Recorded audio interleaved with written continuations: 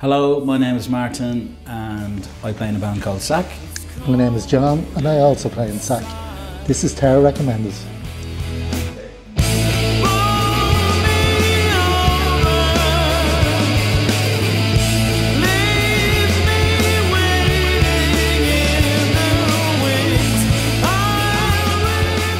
I'm going to start pretty obvious for me because I also run the Dublin Bowie Festival, so I'm known as a bit of a Bowie freak. So first time was Hunky, Dory. Little story around that. I remember Halloween night, you know, when you get your first 6-pack of beer. I managed to get an older brother of someone to get me a 6-pack of Carlsberg down the off licence. Had it hidden up in the field, like buried under like nettles and all that. So I called down to my friend's house, my school friend's house, Brendan Ryan, and he started playing this album. It was his older brother's, and I was like, and he said, "Do you like that?" And I said, "Yeah." I says, I'll swap you my 6-pack of Carlsberg for Hunky Dory. So I swapped it, and it was like the best deal I ever made. Obviously, it's a Bowie classic, Life on Mars and stuff like that on it. So, I mean, anyone who doesn't have this in their collection, I don't know.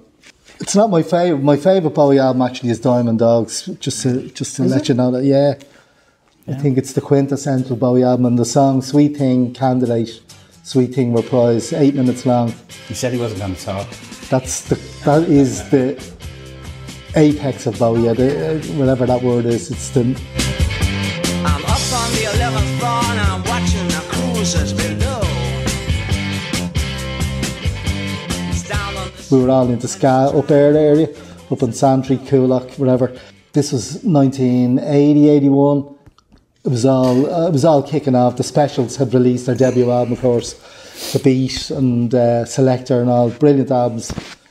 Then this album came along, More Specials, and which is the second album. Second album. Musically, it was a quantum leap, you know, for the band. Jerry Dammers, the keyboard player, it was his last album. He left the band after this. He formed a Special AKA, and the other boys actually went on to the Fun Boy Tree.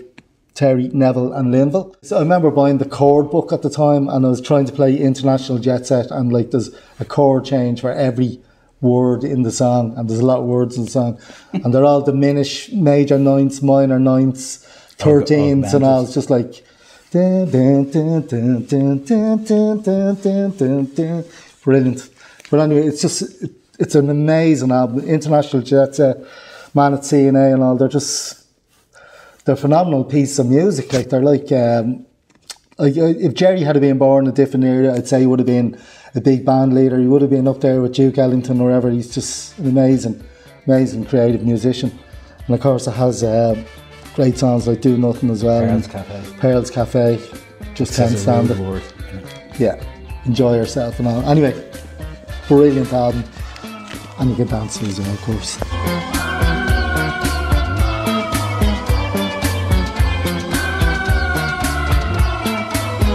When I started looking at the records, I couldn't believe how many records I actually loved out there. I forgot about records. It's been so long since I've been in a record shop. But I did notice this by Stereolab. It's called Peng. Back in 1992 was it? Yeah. There was a venue called the Rock Garden in Crown Alley, and there was an early gig and a late gig. So the early gig would finish at midnight or around? Well, about half 11. And then the late band would come on. But the early band that was on the night we played the late gig was a band called Stereolab. There was very few people there. I just remember being totally blown away by the music. It was just so simple. And I'd never really heard the sort of, the way they were arranging the songs, and it was just very repetitive. And it turned out that they were completely influenced by Noi and Can and all the krautrock stuff. But the next day I went out and bought this, and we wrote Christians shortly after that. Yeah. Because it was one chord G. And that was us trying to imitate Stereolab. Fantastic song called Perversion on side 1, track 5, which is my favourite track on the album.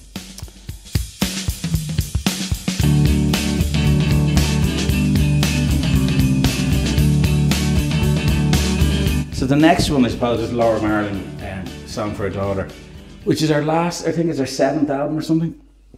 Produced by Eden Johns, who she's worked with before. I just love Laura Marling, the simplicity and the effortless.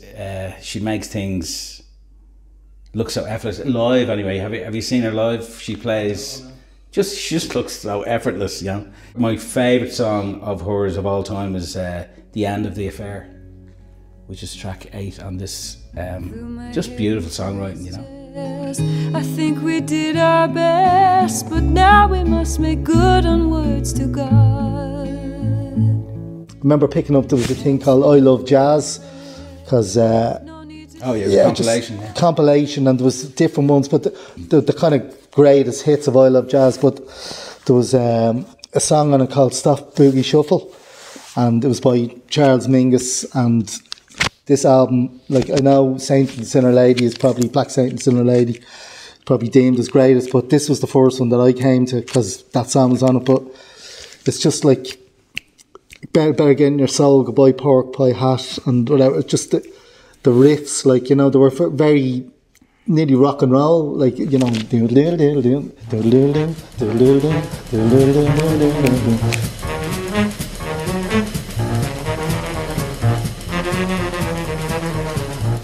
very beat driven, kind of, you know, very like a spy movie or something. Just was it 50s? Is it late 50s? 59, yeah. But just like really good. And the more I got into Mingus, then the more, Jesus, what a man he was, you know, like just a poet, and just all his albums are.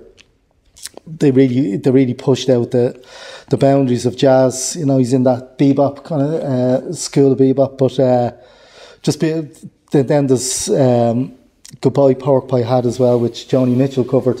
Joni Mitchell released an album called Mingus, where she put words to all these songs. You know, a lot of people think jazz is very dissonant, and, you know, you can't listen to it now, but this is modern, feels timeless, beaty, and but riff-tastic as well. I don't know what words to use, but it's Look up riff-tastic there in the dictionary there. It's a riff-tastic album. But then another, obviously Miles Davis was on that. I got this album, obviously Kind of Blue and all the classics, but this one, Bear to the Cool, kind of was a game changer for me. Very song, like, you could sink your teeth into them. They didn't go off in mad tangents or anything, and it was mellow enough for the, you know, obviously jazz progressed into Ornette Coleman and all the kind of more crazy stuff and all, but it was just, if you're looking for an album it's a real Sunday morning kind of jazz album as well, you know, just really, and his playing is beautiful, like very, not as sparse as he became or, you know, whatever, but it's very, the melodies are great in it. And I actually bought it, we used to go camping and in France, and we stayed in Paris in a campsite in Versailles, and we went into Fnac, was the big record store in Les Halles there, and I remember I bought this and brought it home on the ferry and all, just trying to play, you know. So, but it's still one of my favourites. So it's a great album, though, really good.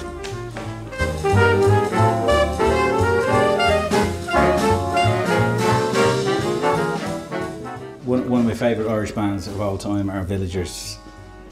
It's a great record. I love Connor's writing. It's just fantastic. Like, I actually approached him one time backstage. I said, where do you get those words? And he said, from the dictionary.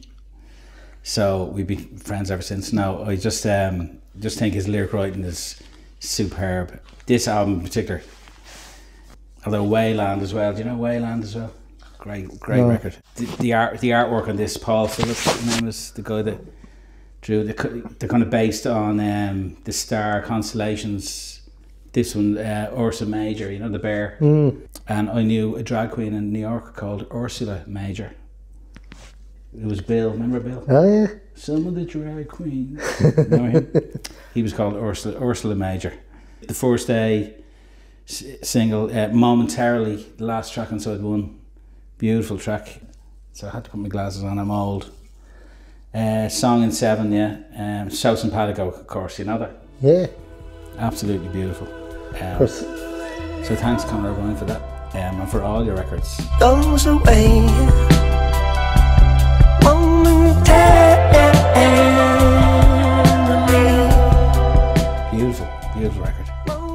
I've been painting as well for the last while, and I tend to have a kind of soundtrack when I'm painting, and this for me has been, I don't really know much about Max Richter, but this in particular, it's a really beautiful piece. And of course, Floating Points with Pharoah Saunders.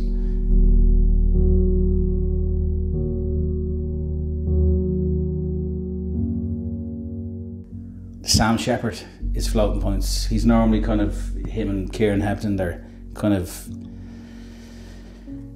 friends for years, kind of electronic music mainly. But this, I couldn't believe that he was actually teaming up with Pharoah Saunders. It was like a weird combination, like how, like, but it's really beautiful record. I mean, what can I say about it? Buy it, and buy that, and buy all them Inter records, because they're truly recommended.